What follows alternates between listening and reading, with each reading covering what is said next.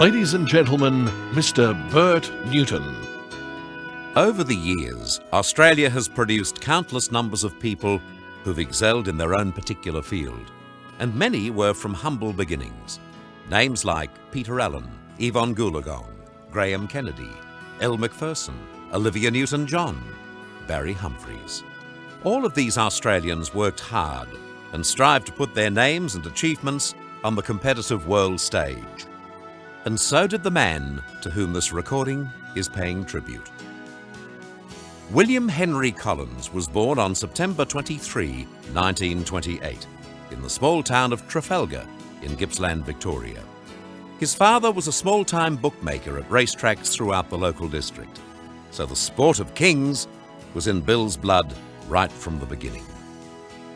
As a young boy, Bill would accompany his father to the local races and wander around the course, entranced by the voices of Eric Welsh on 3DB and Jim Carroll on the ABC. Both of these men were pioneers of race calling, broadcasting the Melbourne races over the public address system that was heard on the local courses. Fascinated by their ability to create a word picture in his mind of something that was happening many miles away, young Bill started to experiment. Perched on the roof of the family home with a pair of his father's broken binoculars, Bill would call anything, from his mates in foot races around the block to individually marked wooden matches sailing down the gutter with water from the laundry trough. Bill's apprenticeship had begun. Mr. Brian Naylor. At age 15, Bill is now attending the races to clerk for his father, William Sr.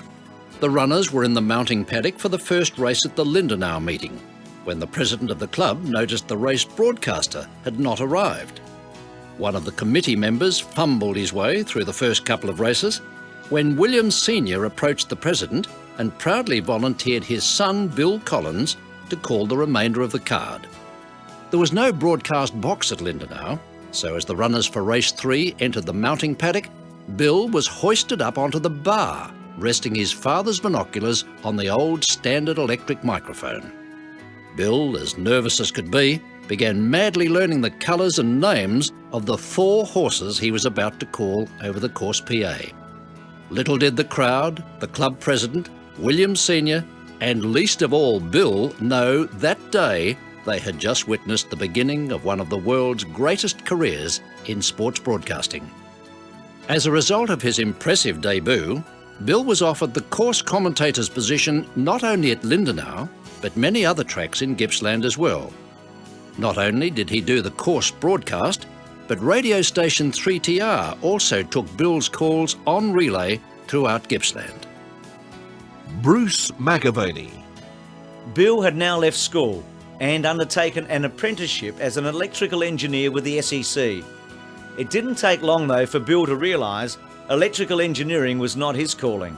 So he ran a billiard saloon in Maui for the next 12 months and then spent a year as an insurance agent before landing a full-time job at 3TR in Sale.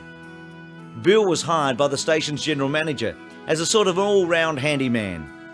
He would call the races on weekends, contribute to the daily breakfast show, compile the afternoon hospital program, and read the death notices.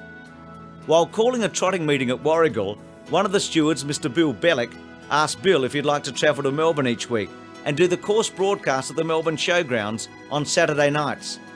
Naturally, he accepted. The Greater 3UZ were quick to offer Bill a job as assistant to Bert Bryant at the races on Saturdays. During the week he worked for the Oliver J. Nielsen factory in Footscray. However, this stint in Melbourne was short-lived as Bill became homesick and moved back to Gippsland. Bill knew if he wanted to further his career, he'd have to move back to Melbourne and work on one of the big commercial radio stations. In 1953, Bill, on the advice from sportscaster Mel Morris, walked into 3DB and asked for an audition. They made him read some news and commercials, and he was signed on the spot with a wage of £14 a week. He was principally employed as an announcer and third-string race caller to Dick Cranbourne and Bill's longtime idol, Eric Welsh. Sport 927 Racing Coordinator, John Vertigan. 3DB was king in those days, with personalities such as the Silver Fox John Eden, Jeff McComas, Ron Casey, Eric Pearce and Danny Webb. Bill was a natural all-round performer, and with great ease and success he joined Jack Perry and Dick Cranbourne on one of the most famous shows in the life of radio variety, The Happy Gang. La-di-da-di-da, la-di-da-di-dee, all good pals and jolly good company. Here we are again, just happy as can be, and we're all good pals and jolly good company. Strolling round the town, out upon the spree, all good pals and jolly good company. I say, never mind the weather, never mind the rain, now we're all together, off we go again. La-di-da-di-da, la-di-da-di-dee, all good pals and jolly good company.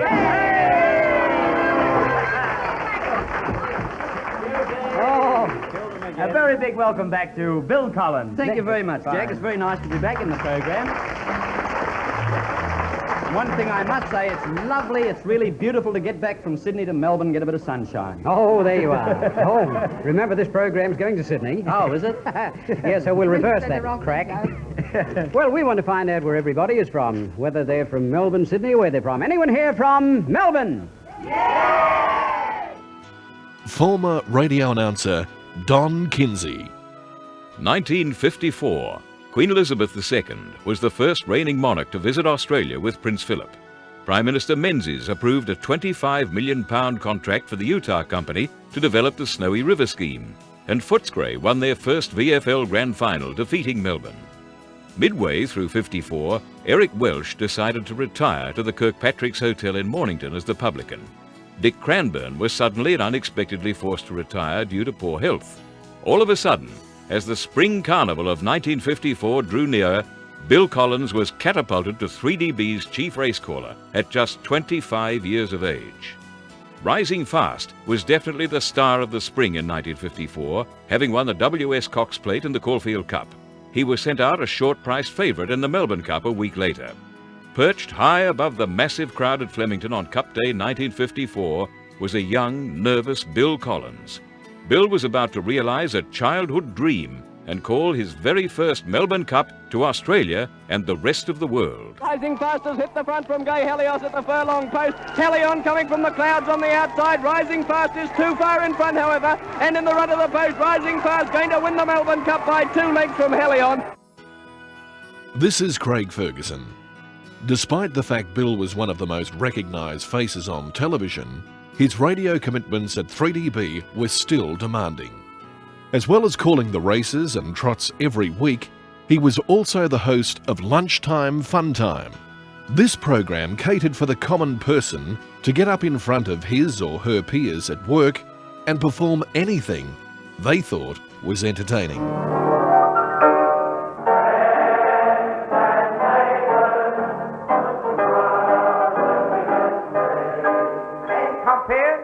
Bill Collins.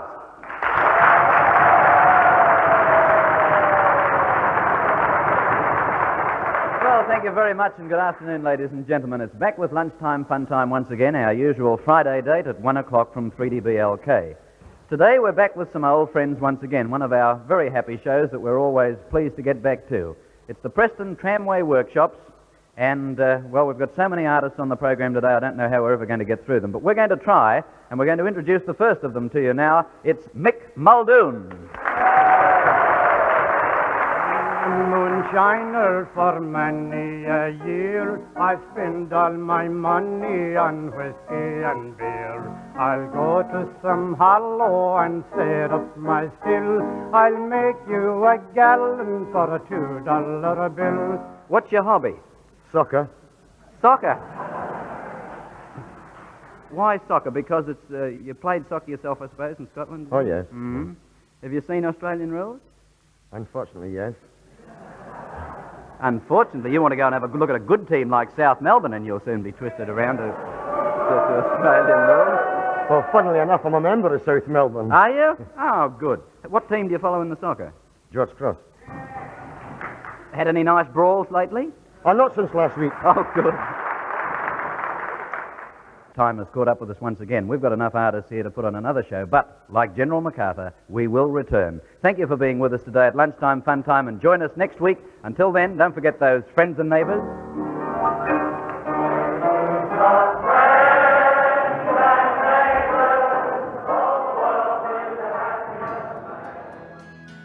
Channel 7 newsreader David Johnston. In 1956, television arrived in Australia, and thousands of people blocked city and suburban footpaths to watch the first transmission from HSV Channel 7. HSV 7 and 3DB were part of the huge Herald and Weekly Times organisation, so it was obvious that so many of our radio stars would make the transition to this new medium of television. Bill's versatility made him one of Channel 7's first choices. After all, he could sing, he could dance, he could act, he could call races. What more could they want? One of Bill's first jobs was to read the nightly sports report on the nightly news service. He also called the first VFL Grand Final telecast on Channel 7. Victoria had much to celebrate in 1956. November the 22nd, and a capacity crowd at the MCG watched as runner Ron Clark lit the Melbourne Olympic flame. The opening ceremony was attended by 67 nations and has been described as one of the greatest spectacles in Australian history. Australia won 13 gold medals, and the games were beamed all over the world by Channel 7 with commentators Bill Collins, Danny Webb and Mr. Ron Casey. Channel 10 newsreader Mal Walden. In July 1958, Channel 7 started a variety program called Sunnyside Up, and Bill was chosen as host. The show was seen initially at 10 o'clock on Friday nights, but due to its growing popularity, it was placed into the primetime slot of 7:30 p.m. The show was based on the radio show Happy Gang from 3DB that Bill had previously been part of. Bill Collins had now become one of the hottest properties on Australian television. Channel 9 also went to live variety and created IMT with host Graham Kennedy to try and peg back the ratings war. Bill hosted 250 shows until budget restraints at 7 saw the show come to an end after 8 years. The public were outraged by 7's decision. Bill's reply to the show's ending was simply, "That's television. We must move on to other things."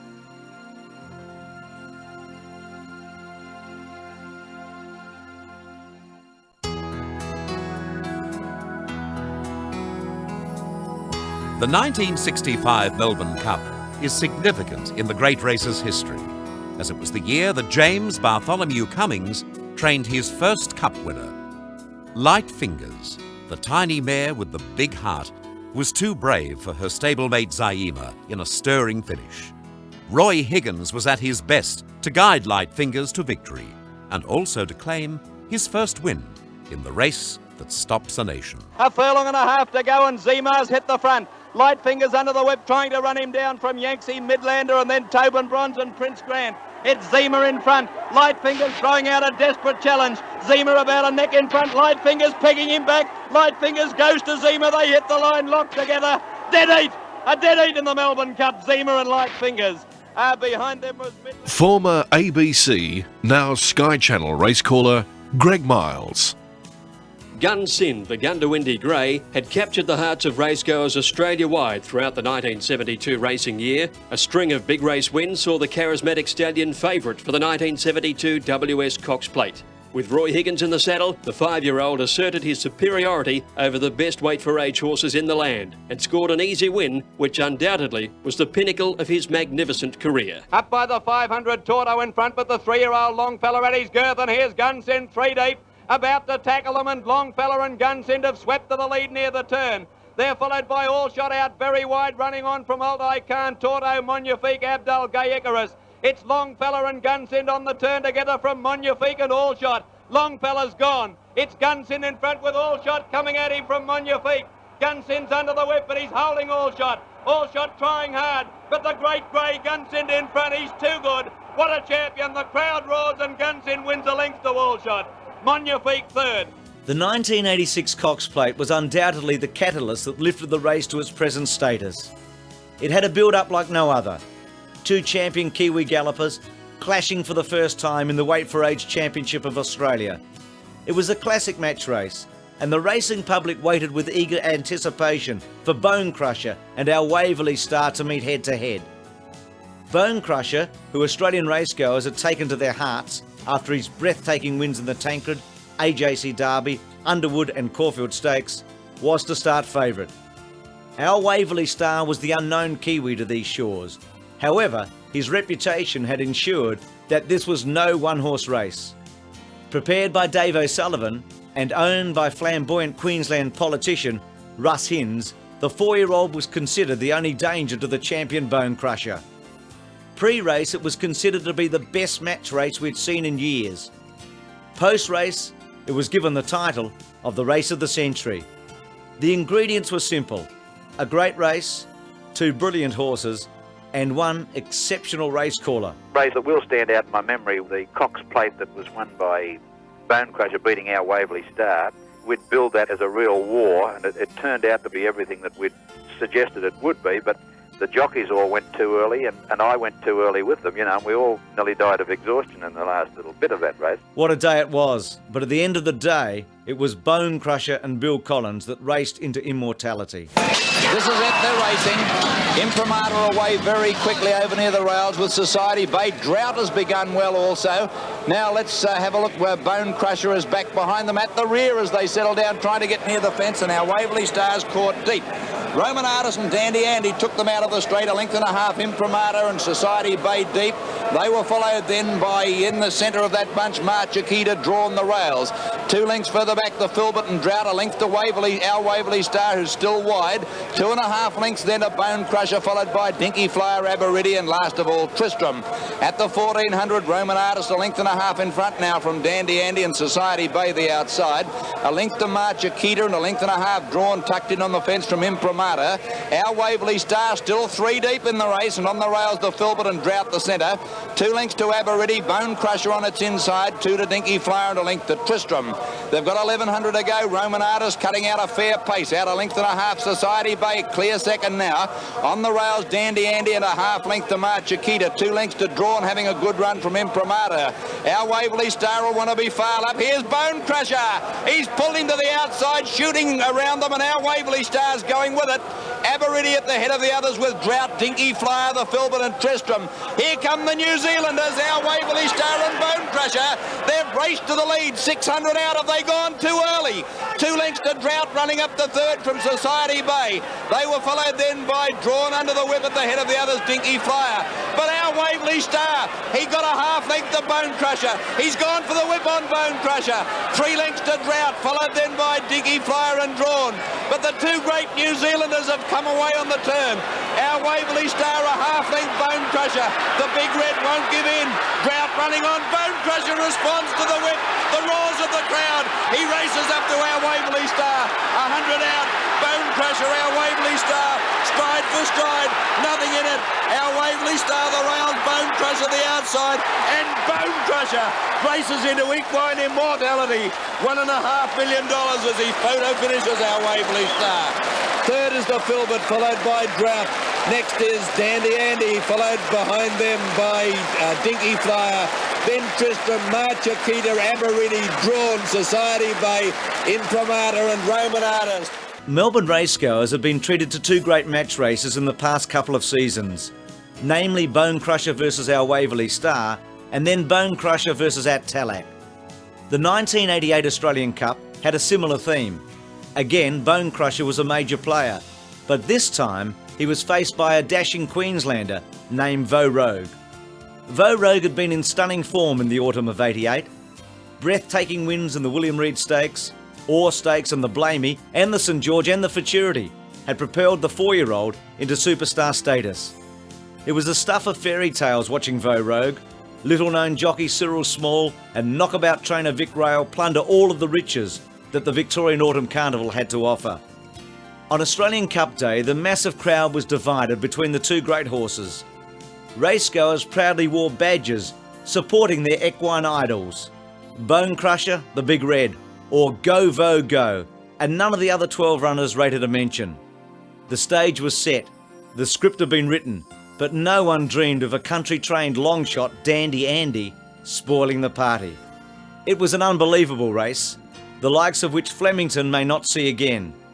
All this proved to be a fitting race for Bill Collins to call his final feature event at Flemington. In the straight, 600 to go. It's Beau Rogue, 4 lengths to Bone Crusher under the whip. He's shot away. He's 6 in front at the 400. He looked around small. Bahrain's run past Bone Crusher. Dandy Andy's also running past them. Othale's still there. Oh, he's got this one, I'd say, at the distance. Beau Rogue by 6 lengths. Dandy Andy second. Then Bone Crusher and Bahrain. It's Dandy Andy racing after Beau Rogue. Can it be a boil over? Beau Rogue stopping. Dandy Andy's got him. Dandy Andy, goodness gracious me, Dandy Andy, a length to Beau Rogue, 5 lengths to Bone Crusher third, then Bahrain, next Island Spy, Cossack Warrior Othale, and last home was King of Brooklyn. On Easter Saturday 1988, at his favourite racecourse, Caulfield, Bill Collins decided to hang up his binoculars and retire from race broadcasting. The VATC had named the last race of the day in his honour, the Bill Collins Farewell Handicap. The race was telecast nationally on Channel 7 and broadcast around the world on Radio Australia, as well as the National Racing Network to each state of the country. They settle in the stalls, the lights on, and they're racing at the first attempt. Almonique a little bit slow, Boldily and Casanora first out from Crown Style and Taffeta Bow on the outside, Wings on her heels. Iolani Bay going around them from Sonsie Mary, Flying Crystal is back on the inside, Liberty Slipper making... Iolani Bay fighting back with Taffeta Bow and Casanora under the whip on the outside. Iolani Bay beat off Taffeta Bow, drew 2 lengths in front, then Casanora followed by Crown Style and Wings on her heels, but Iolani Bay is going to win brilliantly in the run home. Scores by 2.5 lengths, Intersari second, third Crown Style, fourth Wings on her heels, Casanora, Taffeta Bow, Flying Crystal. They're followed by Boldily at the head of the others, Sonsie Mary, then Satellite Queen, dropping right out of it, Winter Solstice with Our Monique, and then Gospel Bell. It was indeed a sad day for Bill. A large chapter of his professional life had just turned its last page. It's a wonderful game, this racing. I won't be broadcasting it anymore. It will be in very, very good hands, though, with Brian Martin and the rest of the boys. And wherever we go, I hope to see you on a racecourse soon. Enormous joy would soon overcome the sadness. In reflection, it was the end of a career that could never be repeated. Bill called 34 Melbourne and Caulfield Cups, as well as Cox Plates and Victoria Derbies. He had broadcast races in England, America and South Africa, called the track and field events at 3 Olympic Games, commentated the first VFL Grand Final on Channel 7, hosted various television shows such as Sunnyside Up, The Penthouse Club and World of Sport. His years as a song and dance man at 3DB and Channel 7 resulted in him having songs recorded and released on the old W&G label. Bill even wrote some of the material he recorded. In 1987, he was awarded Racing Personality of the Year, and in 1988, he was awarded the Order of Australia Medal for his outstanding services to the media and racing industry. Bill's retirement from race calling was not the end of his working days. Aged 60, Bill became chairman of the Greyhound Racing Control Board, chairman of the Australia and New Zealand Greyhound Association, host of the Saturday morning racing talkback show Grandstand, and he was also a board member of 3UZ, the Victorian TAB, and the Harness Racing Board. Sydney journalist and racing commentator Max Presnell. 1996 was to be Bill's toughest year, not professionally but personally. Medical specialists confirmed Bill's worst fears. Tests showed he had incurable cancer and would have to undergo intense chemo and radiotherapy at Melbourne's Peter MacCallum Hospital. Bill, Robin and the family gathered closely around each other for support as they struggled to come to terms with the devastating news. But Bill was not going to hide away and wallow in self-pity, so soon after, while being interviewed by Douglas Ayton on Melbourne radio, the inevitable question was asked. Bill Collins, a couple of weeks ago I was told that Bill Collins was seriously ill and had in fact incurable cancer. Would you like to comment on that? Well, it's pretty much true, yes. When did you learn this? Oh, about 8 weeks ago. Was it a shock? Yeah, it was quite a shock, yes. yes, it was a shock. But it's one of those things that I've had a course of radiation, and I'm undergoing chemotherapy at the moment up at the Peter Mac, and I must say the people up there, it's almost worth getting it to go up there. They're so nice, everybody up there. Really they are. Not quite, though. Well, not quite, but they are really lovely people. You're looking well, Bill. Oh, yes, I feel fine, and I'm not, I won't be changing one moment of my lifestyle, or, I'll be doing everything exactly the same as before. Is there any pain? Oh, there's a little bit in the back, not much, not a lot, no. Mm. And the chemotherapy itself, is that what you said you were having? Yeah. Is that a problem? Oh, it is every now and then, you don't feel too well for a week or so. Do you feel nauseous? You do feel nauseous, yes, and you want to lie down a lot, but you keep plugging along. It doesn't seem to have changed your spirit. Well, no, it's que sera, and what's to be will be, and you just got to do the best you can, live the best you can. But with this sort of treatment, at your age of 67, the idea would be to just hold it off as long as possible. That is exactly it. It's a matter of holding it off, just stopping any advancement, and just hoping for the best that way, Dave. When you were first told that you had incurable cancer, and the shock hit you, are you able to function? Are you able to? Doesn't it change everything when you're told something as dramatic as that? Yes, it probably took 2 or 3 days before you come to meet it and decide, well, what the hell, It's if it's going to happen, it's going to happen, and that's all there is to it. There's not a lot. You just do what you can, and you reconcile yourself mentally to just carry on as well as possible. And so you reckon that you're now back into the stride of leading your life as you always have? Sure, of course I am. The Australian media and racing industry went into shock after hearing the news. The Victoria Racing Club, Victoria Amateur Turf Club, and the Moonee Valley Racing Club went straight to work, organising special tribute dinners and personal appearances. The most memorable occasion was at Moonee Valley when Bill, in a BMW convertible, was slowly driven down the home straight. The tears, applause and roar of the crowd was so emotional, it was a moment in time that will never be forgotten, and one that made a fitting finale for the Accurate One in the amphitheatre setting that was the stage to so many of Bill's historic race broadcasts. Thanks for everything. Bye-bye.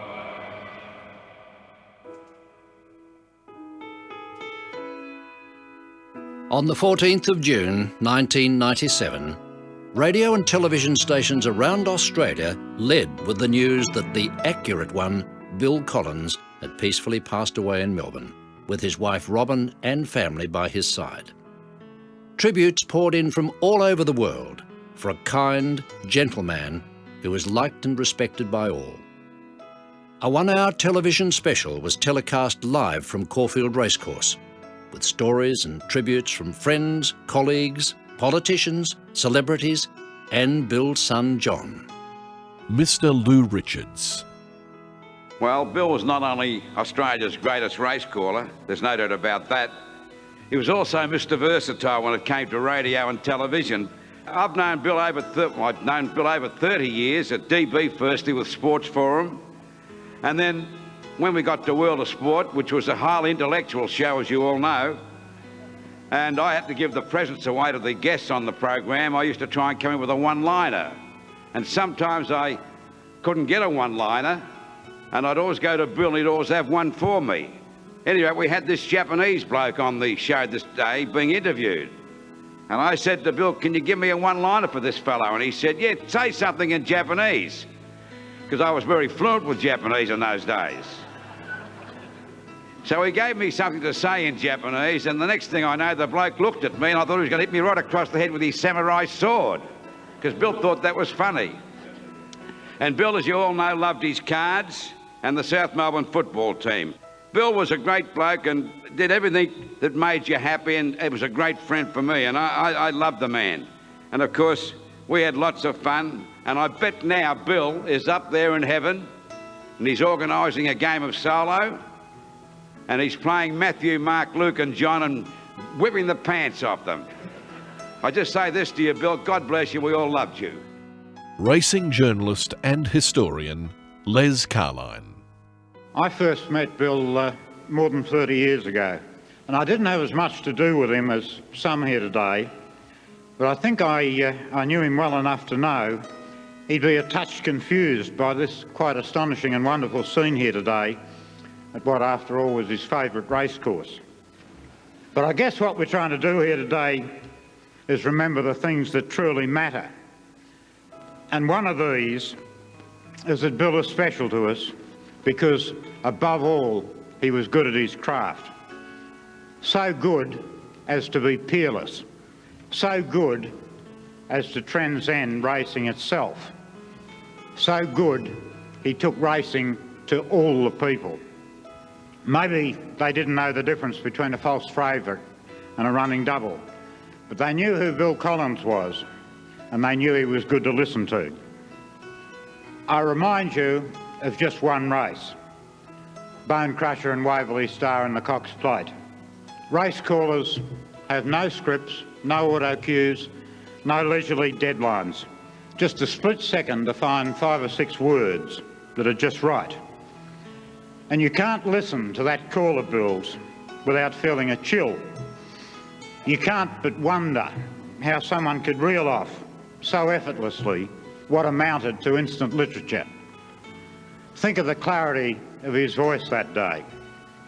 Think of those rich images he painted for us, how his voice rose with every shift in that battle, and how he made race calling just seem like some happy accident, and how, in a divine instant, his voice exhausted, he produced that line, and Bone Crusher races into equine immortality. Immortality. And of course he didn't just do it that day, he did it here, he did it everywhere. Bill was unique, not just in Melbourne, not just in Australia, but in the world. He captured the moment, then he went and had a cup of tea. Someone once said we only die when we fail to take root in others. Those of us who love sport will always hear Bill calling races in our minds. And if that's true, then yes, he too is immortal. This is Brian Naylor. On behalf of everyone involved with this project, we hope you've enjoyed reliving all the great race broadcasts on this special CD recording. Next, a song that was especially written for this tribute to Bill Collins. Backed by the Australian Girls Choir, here's international singer-songwriter Jackie Trent with That's How We Remember You.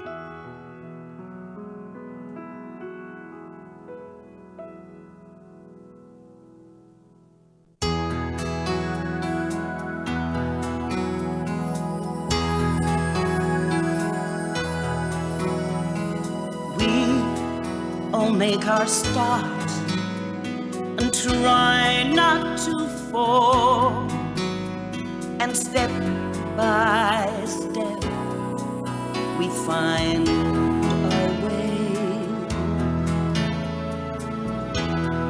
laying out our part, some greater, some small.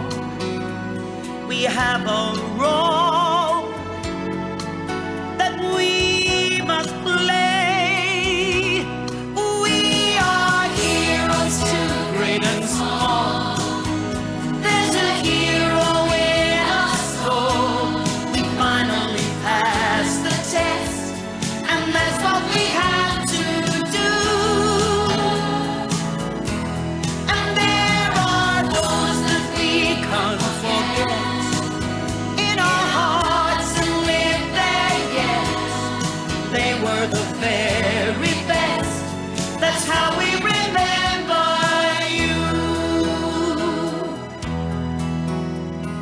One voice that was so strong, so true and so proud. You stopped us in our tracks with every word. Up to the winning post, the roar of the crowd, and yet one voice could still be found.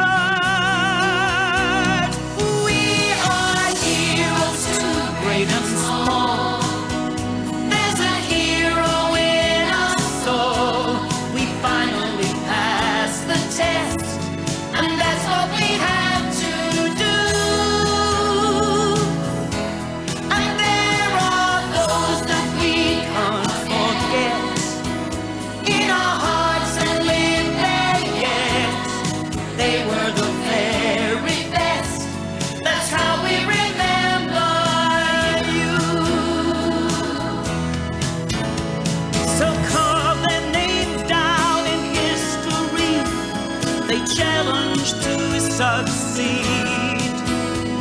We cheered the